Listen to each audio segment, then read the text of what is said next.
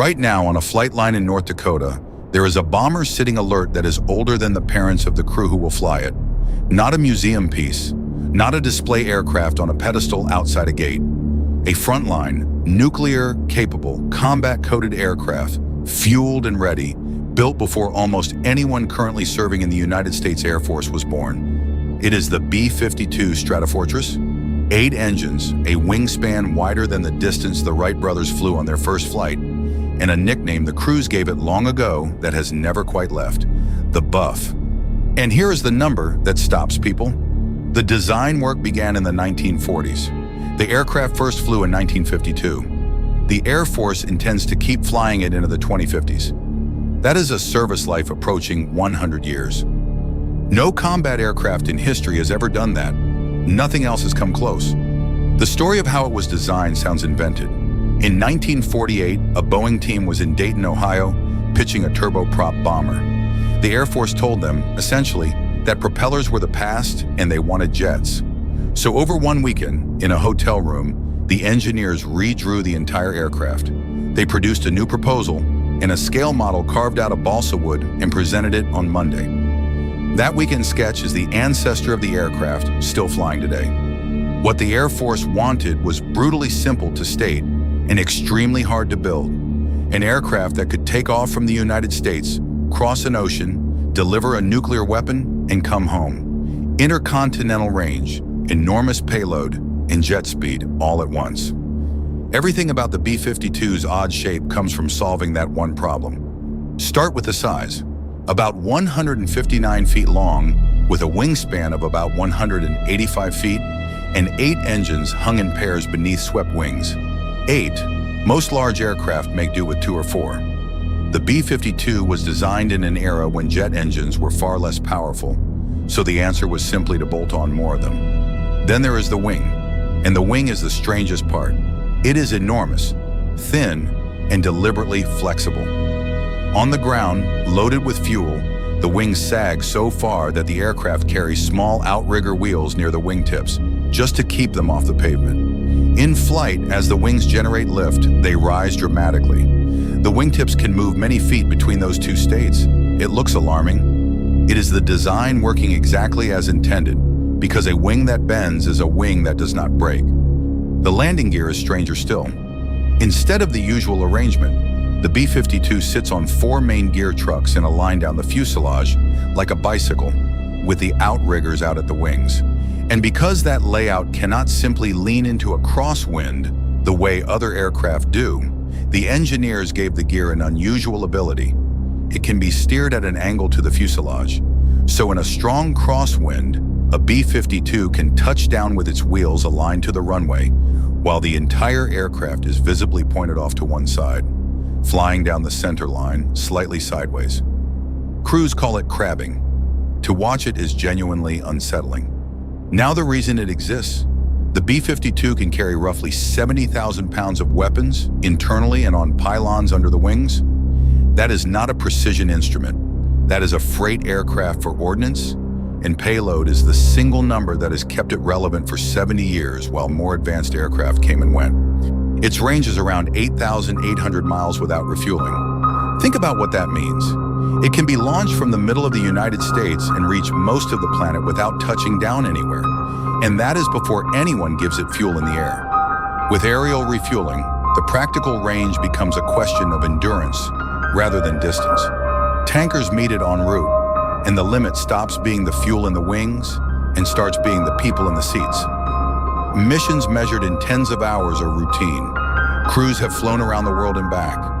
For much of the Cold War, that capability was kept literally airborne. Under an operation called Chrome Dome, armed B-52s flew continuous patrols, orbiting near their targets around the clock, so that a surprise attack on American bases could never destroy the bomber force on the ground. For years, at every moment of every day, some of these aircraft were in the air, loaded, waiting. So why is it still here? Not because it is stealthy, because it is not. Not because it is fast, because it is not. The B-52 survived because it is the most useful kind of aircraft an Air Force can own. A large, reliable, cheap-to-operate truck. It carries more than almost anything else. It flies for a fraction of what an exotic bomber costs per hour, and it can be adapted to carry weapons that did not exist when it was built. And that adaptation is the real secret. A modern B-52 is not expected to fly over a defended target anymore.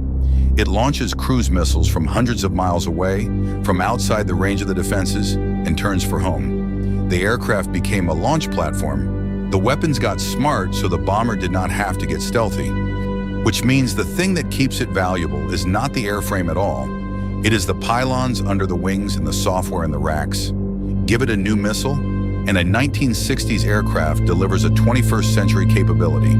That is a bargain no accountant can argue with.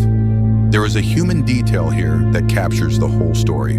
Because the airframes have served so long, it is entirely possible for a crew member to fly an aircraft their parent flew. And in some documented cases, the same tail number a grandparent flew. 3 generations of one family strapped into the same machine, decades apart. That does not happen anywhere else in aviation. Keeping them flying is its own quiet achievement. These aircraft are maintained by people working on systems designed before the components existed to build them cheaply. Parts are remanufactured, some are recovered from stored airframes in the desert. Maintainers develop an intimacy with individual aircraft because after 60 years, every single one has its own personality. But the fleet is now getting the largest change of its life. The Air Force is replacing all 8 engines on every aircraft with a modern commercial engine, the first re-engining in the type's history. New engines mean far better fuel efficiency, significantly greater range, and dramatically less maintenance. An aircraft designed in the 1940s is being handed the propulsion of the 2020s. It is not only the engines, new radar, new displays, new communications.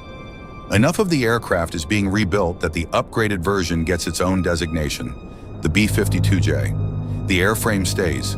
Almost everything inside it does not. Which raises the obvious question, why not simply build something new? They are. A new stealth bomber is coming, but it will be expensive, and it will be reserved for the missions that genuinely require stealth. The volume work, the standoff strikes, the long patient patrols, the sheer tonnage still belongs to the aircraft that does it cheapest. The new bomber does not replace the B-52. It works alongside it. And there is a paradox at the center of all of it. By the time the upgrades are finished, almost nothing on board will be original. New engines, new radar, new avionics, new weapons. The only genuinely old thing left will be the shape itself, the aluminum drawn up by tired engineers in a hotel room over a weekend in 1948, which turned out to be so fundamentally right that 75 years of technology could be poured into it without changing it. That is the actual lesson of this aircraft. And it is not really about bombers. It is that getting the basic architecture right matters more than being advanced. The B-52 was never the most sophisticated aircraft in the sky. It was the most correct. And correct outlasts sophisticated every single time. So it keeps flying. There are pilots serving today who will retire before their aircraft does. And somewhere in an elementary school right now is a child who has not yet decided what they want to be, who will one day strap into a bomber that first flew a century before their first flight in it. An aircraft designed before the jet age was really understood, with wings that bend, wheels that steer sideways, and 8 engines because they had to be, still standing nuclear alert 70 years later, and scheduled to keep going for 30 more. Would you trust a machine that old, or does lasting this long prove they simply got it right the first time? Subscribe to Eyes on Ops.